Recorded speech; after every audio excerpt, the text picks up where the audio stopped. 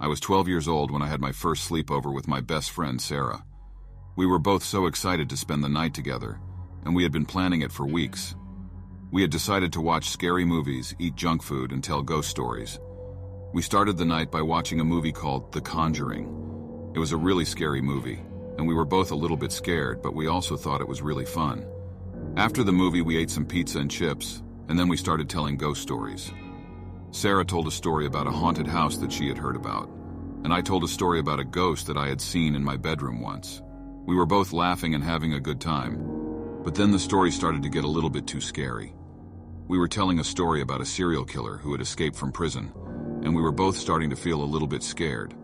We decided to go to bed, but we were both too scared to go to sleep. We just lay there in the dark, listening to the sounds of the house creaking and groaning.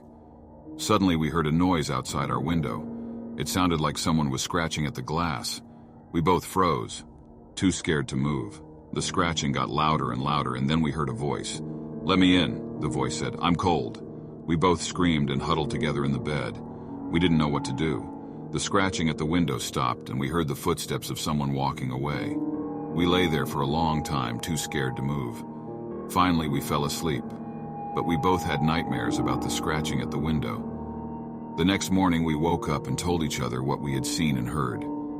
We were both convinced that we had seen a ghost. We didn't want to tell anyone else because we didn't want them to think we were crazy. We decided to go back to the house the next day to see if we could find any evidence of the ghost. We went to the window where we had seen the scratching, but there was nothing there. We looked all over the house, but we couldn't find anything.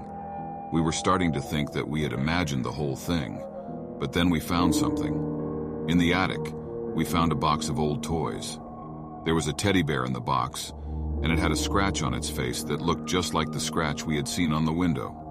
We took the teddy bear home with us, and we put it in my room. We were both a little bit scared of it, but we also thought it was kind of cool. The next night, I was sleeping in my room when I woke up to the sound of scratching.